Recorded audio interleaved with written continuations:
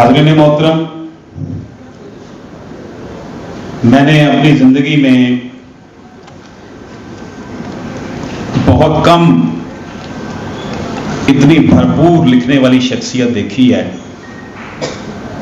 جن کا جو ویژن ہے اور جن کی جو حالات حاضرہ پر نظر ہے اور جو پاکستان کا درد رکھتے ہیں، قوم کا درد رکھتے ہیں، اور سب سے بڑھ کر یہ کہ یہ عشق رسول کے داعی ہیں اور فکر حسینی کے علمبردار ہیں، جناب مظہر برلاس صاحب سے میری مراد ہے۔ آپ روزنامہ جنگ میں لکھتے ہیں، کالم نگار ہیں، اور اس کے علاوہ ٹی وی شوز میں بھی آپ دیکھتے ہوں گے، ہمارے درمیان موجود ہیں، اور میری یہ خوش قسمتی ہے کہ جب بھی میں ان کی خدمت میں گزارش کرتا ہوں یہ ضرور تشریف لاتے ہیں۔ جناب مظہر برلاس صاحب ہمیں اپنے خیالات سے نوازیں۔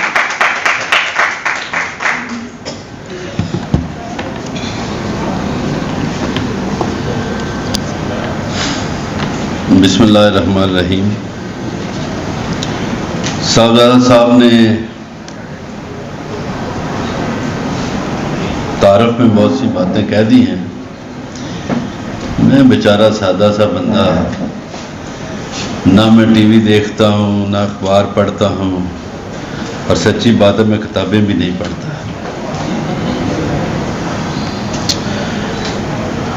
ابھی ان کی کتاب یہاں دیکھی ہے،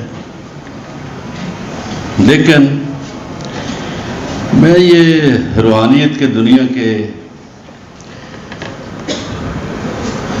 4-5 واقعات کچھ بیان کروں گا۔ آج کل ایک فیشن چلا ہوا ہے کہ لوگ روحانیت کے پیچھے پڑے ہوئے ہیں اور اس کے وجود سے انکاری ہیں۔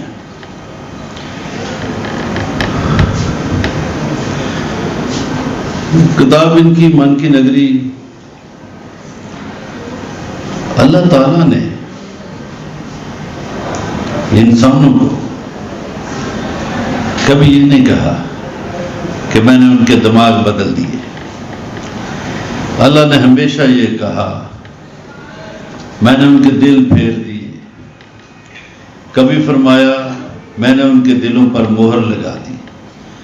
تو اس کا مطلب ہے دل جو ہے وہ دماغ سے کہیں اہم ہے۔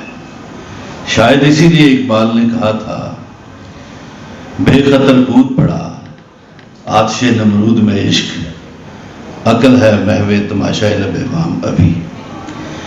تو یہ جو من کی نگری ہے یہ وادی عشق ہے۔ اصل میں تو یہ عشق کی جادو نگری ہے۔ اب یہ عجیب بات ہے کہ عشق والوں کی اور طاقت والوں کی بڑی لڑائیاں رہتی ہیں۔ ابھی وہ حضرت صاحب چلے گئے، تقریر کی انہوں نے کافی سخت اور بھی، تو میں یہ سوچ رہا تھا کہ دیکھیں طاقت کتنی بری چیز ہے، کتنا برا نشہ ہے کہ اس نشے کو یہ نہیں نظر آیا کہ ہمارے سامنے نواسہ رسول ہے۔ پھر اس طاقت کے نشے کو یہ نہیں نظر آیا کہ یہ جو معصوم بچے شہید کر رہے ہیں یہ رسول کے گھر کے ہیں، اور اس طاقت کے نشے کو یہ نہیں نظر آیا، یہاں پر بھی نشہ نہیں تھما، خیمے جلائے گئے پھر بھی نشہ نہیں تھما، گرفتار کر لیا گیا، پھر توہین کے کئی مناظر ہوئے۔ اب آ جاتے ہیں اس خطے میں، بادشاہ نے ویر خسرو سے کہا کہ یار تمہارے پاس بڑا علم ہے، جو بات بھی میں پوچھتا ہوں تم بتا دیتے ہو، یہ کہاں سے سیکھا ہے؟ تو ویر خسرو نے کہا یہاں دلی میں میرے استاد ہیں نظام الدین اولیاء، ان سے سیکھا ہے۔ تو بادشاہ نے کہا کہ ان کو بلاؤ دربار میں، ان سے ملتے ہیں۔ تو ویر خسرو گئے اپنے استاد کے پاس، کہنے لگے جی وہ بادشاہ نے آپ کو یاد کیا ہے تو آپ تشریف لائیں. تو نظام الدین نے کہا کہ سوری میں نہیں آ سکتا. اس نے جا کے بادشاہ کو بتایا جی وہ نہیں آتا. تو بادشاہ نے کہا جی ہم چلے جاتے ہیں, ذرا ٹائم سیٹ کر رہا ہوں. پھر امیر خسرو آیا, نظام الدین نے پھر انکار کیا. اس نے جا کے بتا دیا, لیکن امیر خسرو نے کہا کہ آپ انکار کیوں کر رہے ہیں, بادشاہ آپ سے ملنا چاہتا ہے. تو نظام الدین اولیاء نے کہا میں نے اس سلسلے میں اپنے استاد فرید الدین سے پوچھا ہے. فرید الدین نے اپنے استاد بختیار کاکی سے پوچھا ہے, اور بختیار کاکی نے اپنے استاد معین الدین سے پوچھا ہے. تو معین الدین چشتی کی طرف سے جواب آیا ہے ہم نے واقعہ کربلا کے بعد بادشاہوں سے منہ موڑ رکھا ہے. تو یہ اب میں بتاتا ہوں کچھ اس دور کی باتیں. ابھی زندہ ہیں لوگ. کوئی میرے ایک دو اپنے واقعات ہیں جو بیتے ہوئے ہیں, میں تو انکاری نہیں کر سکتا, لیکن میں اور بھی کچھ بتاتا ہوں. مثلا ہم جو, میں دیہاتی سے آدمی ہوں, سیدھا سادہ. ہم اپنے ماسٹر صاحب کو اسکول جانے سے پہلے ان کے گھر جاتے تھے, 3-4 لڑکے اور ماسٹر صاحب کو لے کے پھر اسکول جاتے تھے, یعنی ہم ان کے پروٹوکول افسر تھے.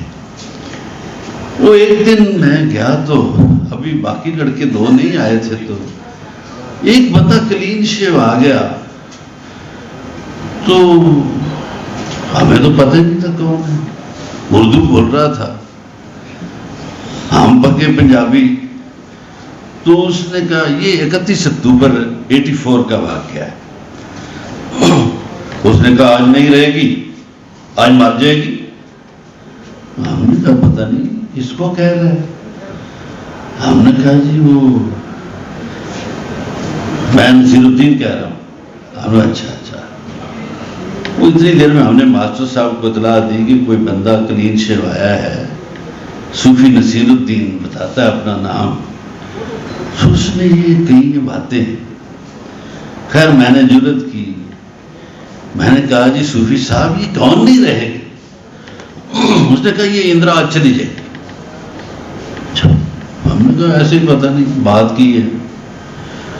تو دوپہر کو پھر خبریں آ گئیں کہ اندرا گاندھی کو اس کے باڈی گارڈز نے مار دیا ہے. یہ ایک واقعہ ہوا. اب یہ جو ناموں کی اہمیت ہے اس پہ بھی میں بات کروں گا تھوڑی سی. معذرت کا ہوں, آپ کا ٹائم لے رہا ہوں, میرے کڑوی کی ساری باتیں ہوتی ہیں. میرے مرشد اور علامہ اقبال کسی ایک کے شاگرد تھے. اقبال 50 سال کے تھے, یہ 18-20 سال کا جوان ہوگا, لیکن پری پارٹیشن MSc فزکس اس نے کی. وہ یہ مشرف دور آیا تو MKM کا دفتر بن گئے, پنڈی میں بھی, لاہور میں بھی, ملتان میں بھی, پورے پنجاب میں بن گئے. تو ہی واز بطول صاحبہ, میں یہ جملہ آپ کے لیے کہہ رہا, ہی واز پنجابی اسپیکنگ. تو میں اس کو میں نے کہا سر جی وہ MKM کے دفتر بن گئے نے. میرے آدھے نے وہ جوانا میں اتنے انہوں کا پیر نہیں لگن دینا. میں کہا جی وہ پیچھے سے جرنیل ہے, وہ ایک چھڑ کے 100 جرنیل ہو, اتنے میرا حکم چلتا ہے, میں پنجاب میں انہوں کا پیر نہیں لگن دینا. نہیں لگا. اب ناموں کے حوالے سے میں بات, میرے اپنی بہن کی بچی پیدا ہوئی, اس کا نام انہوں نے فضا رکھ دیا. وہ بچی بیمار ہونے لگی پیدا ہوتے ہی. وہ میرے ایک دوست ہیں شاہ صاحب, ناموں کا علم بہت جانتے ہیں. میں نے کہا شاہ صاحب جو ہے نا وہ اس طرف آ گئے, ان کے ایک دوست ان کے ساتھ تھے طالب جوہری صاحب، وہ خطابت میں چلے گئے، تو شاہ صاحب کے پاس یہ علوم کافی ہیں۔ وہ میں نے کہا جی شاہ جی وہ بچی، کہتے ہیں نا دن کون سا ہے پیدائش کا؟ میں نے کہا یہ وقت یہ، انہوں نے کہا نہیں یہ نام نہ رکھو، نام بدل دو۔ نام بدل دیا تو وہ بچی ٹھیک ہونا شروع ہوئی، اور 4-5 دنوں میں وہ بچی جو سمجھ لیں کہ ہم سمجھتے تھے کہ حالت نظام میں ہے، وہ بچی صحت مند ہو گئی۔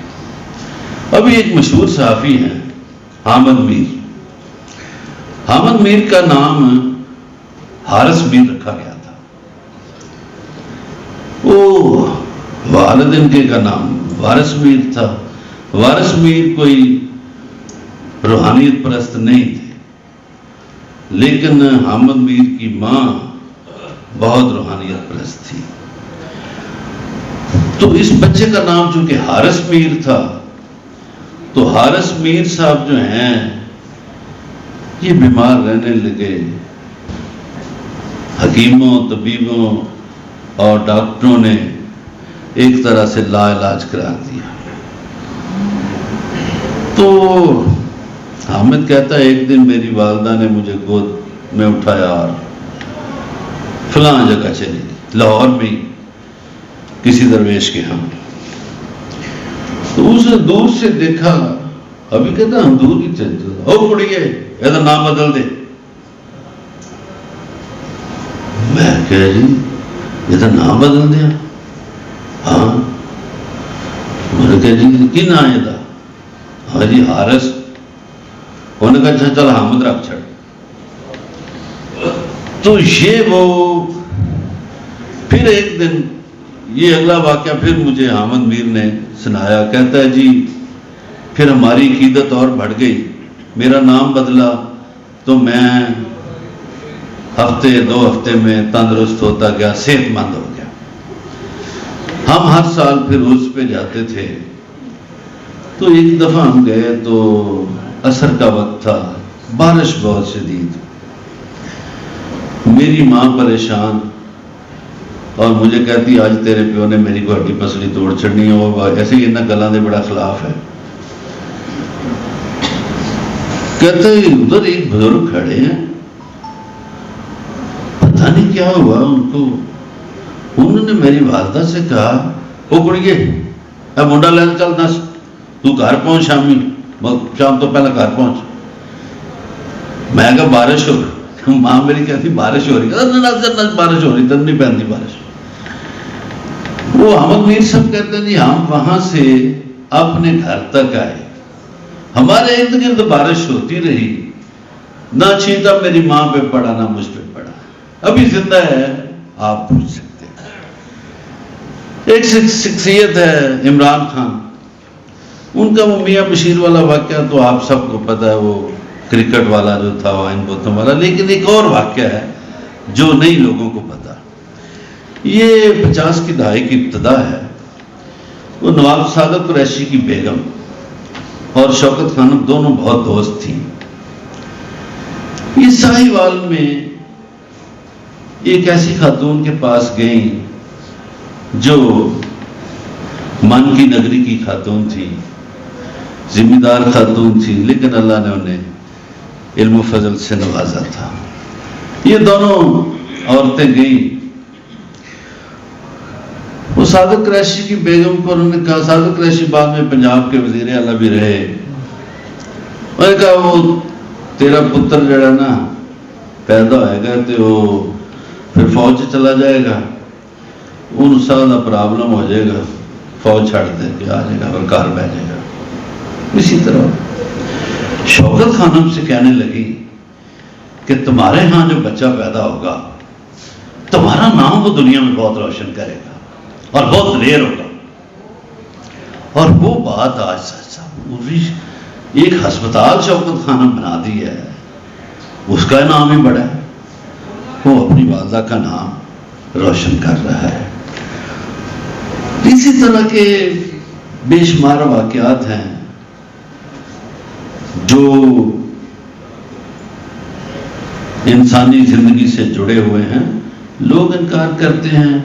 لوگوں کو تو اس وقت بھی نہیں سمجھ آئی جب نیزے پہ قرآن پڑھا جا رہا تھا، لوگ تو پھر بھی انکاری رہتے ہیں. اب یہ ہمارے یہاں نا ابھی ہمارے سماج پہ بھی باتیں ہوئی ہیں، انصاف پہ بھی باتیں ہوئی ہیں. یہ ہم نے راتوں کو جاگنے والا پتہ نہیں چکر کدھر سے چلا لیا ہے.